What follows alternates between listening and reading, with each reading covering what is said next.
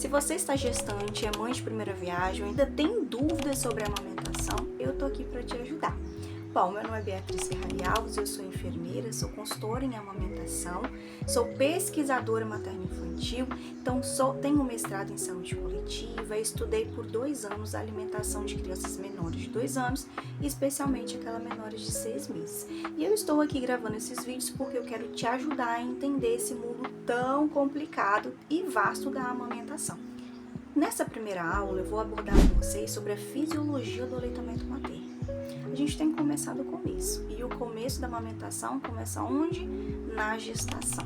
Então, o seu corpo, ele se prepara para amamentar. Você tem mudanças físicas, psicológicas e até mesmo fisiológicas que já vão dizendo para o seu corpo que daqui um tempo vai ter um serzinho que vai precisar se alimentar.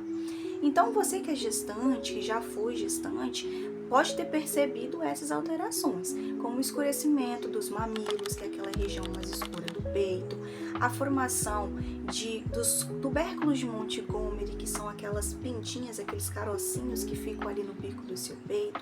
Já pode ter percebido algumas mães gestantes, pequenos nódulos nas mamas, que são justamente as glândulas mamárias ficando inchadas e se preparando para produzir o leite. Ou então, muitas vezes, você é uma mãe que já percebeu a saída de um líquido bem clarinho da sua mama, né, que já pode ser o colostro. Então, todas essas modificações, elas fazem parte da gestação e também é um preparativo do seu organismo para amamentar o seu bebê assim que ele nascer. Se você é mãe de primeira viagem, nunca amamentou, nunca gestou, esse é um mundo novo para você, eu preciso começar esse vídeo falando do colostro. Isso às vezes passa batido no pré-natal ou então nas consultas com o ginecologista e obstetra. Mas é o que acontece fisiologicamente no seu organismo nos primeiros dias e que deixa as mães assim malucas, tá? A primeira coisa que você tem que saber é que nos primeiros dias de vida do seu bebê, você vai liberar pouca quantidade de leite, que é o chamado colostro, que é um líquido mais clarinho, mais aguado. Não é aquele leite que a gente conhece, igual o leite de vaca, que é branquinho. Ele é mais aguado, ele é menor, né? Ele vem em menor quantidade, às vezes aparece só uma gotinha ou duas. Então eu preciso falar com você que isso é inteiramente normal, tá? O primeiro leite que o seu corpo produz é o colostro. Ele vem em pouca quantidade porque o seu bebê ainda não precisa de volume. Cá entre nós, a primeira coisa que o bebê precisa quando sai da barriga da mãe é o quê? Anticorpos, né? Ele estava num lugar controlado, quentinho, úmido e do nada ele surge nesse mundo nosso cheio de vírus, germes e tudo mais. Então, a primeira coisa que o seu filho precisa é de imunidade. Então, por isso que o seu corpo, ele produz esse primeiro leite em pouca quantidade, porque ele não entende que esse bebê ainda precisa de calorias, mas rico em anticorpos. Então a gente fala que o colostro é a primeira vacina do bebê, é aquela imunidade rápida que ele vai receber instantaneamente. O colostro, ele é um leite aquoso. Muitas mães, acompanhantes, podem olhar e falar assim, gente, isso aqui não é leite que vai sustentar meu filho, não é um leite aguado, nada a ver isso. Só que eu tenho que te falar que esse leite, além de rico em anticorpos, ele também é rico em nutrientes, muito importantes para o seu bebê. Como eu já falei anteriormente, ele vai sair em gotinhas, ele não vai ser aquela coisa que vai esguichar. Isso porque nos primeiros dias, o seu bebê tem um estômago do tamanho de uma cereja, que cabe ali de 3 a 5 ml de leite. Então, o colostro, ele é o suficiente para sustentar o seu bebê nesses primeiros dias, enquanto o estômagozinho dele não cresceu ainda. Então, se viu que saiu colostro, que ele está em pouca quantidade, não se preocupe, é fisiológico, é normal, é importantíssimo você oferecer esse leite para o seu bebê, ele não é fraco, muito pelo contrário, ele é um dos leites mais fortes que existem, e ele vai sustentar o seu bebê. Então, acalma o coração, espera que após os 3 dias você realmente vai receber aquele leite um pouco mais rico em proteínas. Tirando um pouco o assunto do leite, vamos focar na parte fisiológica. Então, o leite materno, ele começa a ser produzido ainda na gestação, como eu falei no início aqui do vídeo. Então, o seu corpo, ele passa por algumas mudanças e essas mudanças, elas favorecem a construção desse leite materno, a produção desse leite materno. Mas, para que a gente tenha uma amamentação duradoura, a gente precisa da liberação de 2 hormônios principais, que é a prolactina e a ocitocina. A prolactina, como o próprio nome já fala, ela é pró-lactina, ela é pró-produção de leite. É ela que vai estimular a produção lá dentro da sua mama, lá nos seus alvéolos mamários, né? E também temos a ocitocina, que você já deve ter ouvido falar no seu pré-natal, né? Que é aquela que é liberada durante o parto e tudo mais. A ocitocina, na amamentação, ela também tem uma função semelhante na hora do parto. A gente sabe que ela é liberada na corrente sanguínea e que vai lá contrair o útero para que o bebê ele possa sair. Na amamentação, ela também vai contrair ali as glândulas para que o leite ele possa fluir pelos ductos lactíferos. Vou colocar aqui uma imagenzinha de uma mama para você ver. Se você for olhar essa imagem, você vai ver que é como se tivessem várias uvinhas, né? A gente fala o cachinho de uva. Esses cachinhos de uva, eles são as glândulas mamárias. Então, cada bolotinha dessa daí são as glândulas mamárias, que você pode até mesmo notar no seu peito se você apalpar. Nas glândulas mamárias, a gente tem os ductos lactíferos, que unem essas glândulas até o mamilo, né? Que vai ser onde o bebê ele vai receber esse leite. Então, ele é produzido nas glândulas mamárias, ele vai pelo ducto lactífero e ele chega na boca do seu bebê, certo? Então, é assim que funciona. Bia, como que é fisiologicamente incentivada a produção de leite materno? Inicialmente, nos 3 primeiros dias, antes da apojadura, que é a descida do leite, o controle e a produção de leite materno se dão justamente pelo controle neural. Então, seu cérebro entende que tem um bebê que precisa de você e começa a produzir o leite materno. Por isso que a gente fala que o parto normal, ele favorece a amamentação, porque o corpo, ele recebe toda aquela carga hormonal e já se prepara, né? Tipo assim, tá acontecendo alguma coisa, o bebê vai sair, eu vou ter que dar o leite.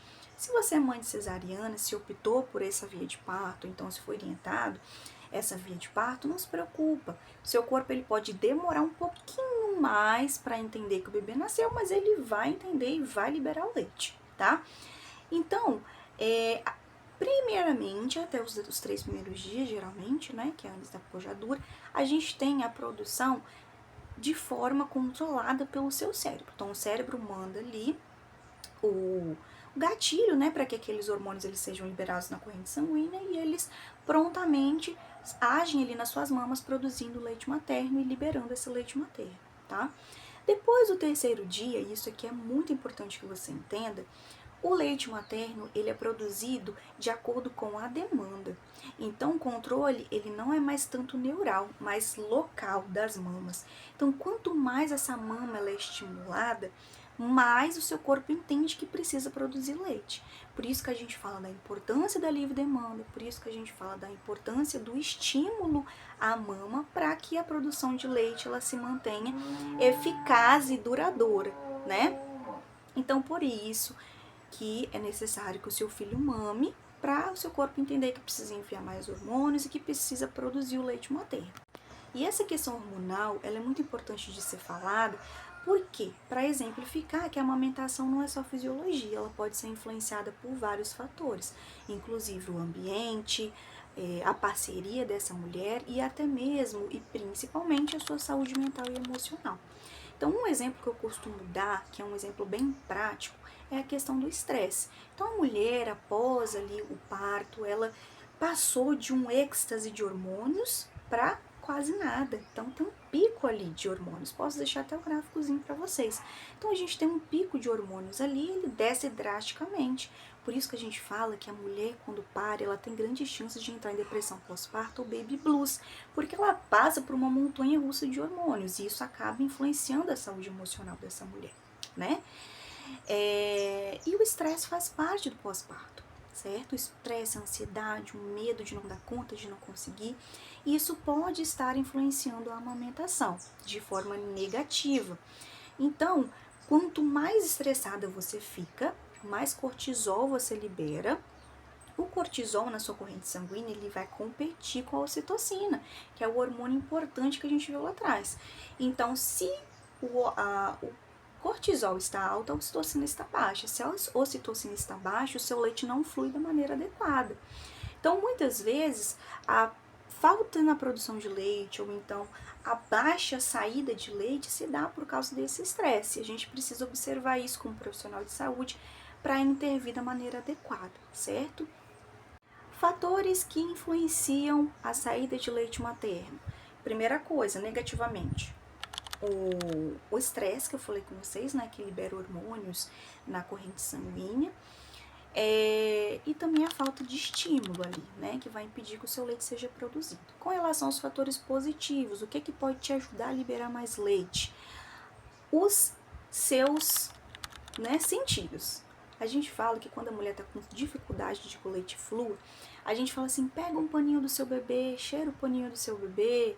O choro do bebê, ele é importantíssimo para isso. O seu corpo é inteligente, ele identifica o choro do bebê como um sinal de alerta de que ele pode estar com fome. Por isso que muitas mães, elas relatam que estão aqui na casa delas, o bebê do vizinho chora, o leite dela que pinga. Porque o seu cérebro, ele já é educado para ouvir o choro do bebê e já lembrar da amamentação. Então a visão do bebê, o cheiro do bebê, o choro do bebê, tudo isso vai te ajudar a manter aquele contato e juntamente com aquele contato, manter a sua produção de leite da forma adequada e estimular essa produção de leite. E para terminar, eu quero falar com vocês uma coisa importantíssima, tá? Sobre o choro do bebê. O bebê, ele nasce com o choro sendo a única forma de comunicação que ele tem com o mundo externo. Então, se ele tá com fome, ele vai chorar. Se ele tá com a fralda suja, ele vai chorar. Se ele tá incomodado, ele vai chorar. Incomodado com o quê, Bia? Com tudo, porque ele tava ali dentro num ambiente controlado. Então, se por acaso tem um barulho maior, ele vai chorar. Se ele vê uma luz mais forte, ele vai chorar, porque aquilo ali é estranho para ele. Então, tudo isso vai levar o bebê a chorar. Nem sempre o choro ele é fome, às vezes é sede, às vezes é só uma vontade de receber um carinho, porque ele está percebendo um estímulo diferente, ele quer o seu acolhimento.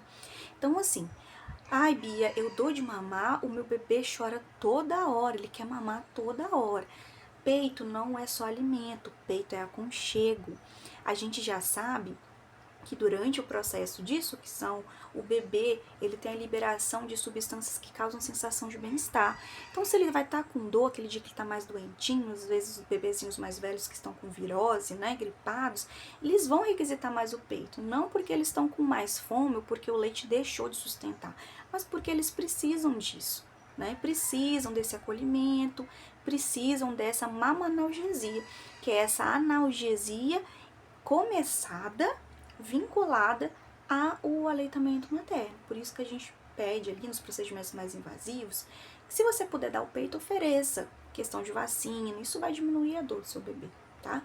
Então, o bebê, ele mama toda hora, não só por fome, mas por sede, porque mais de 90% do leite materno é água e até os 6 meses não podemos dar água para o bebê, é só o leite materno, né? Então, é o leite que vai matar a fome, matar a sede.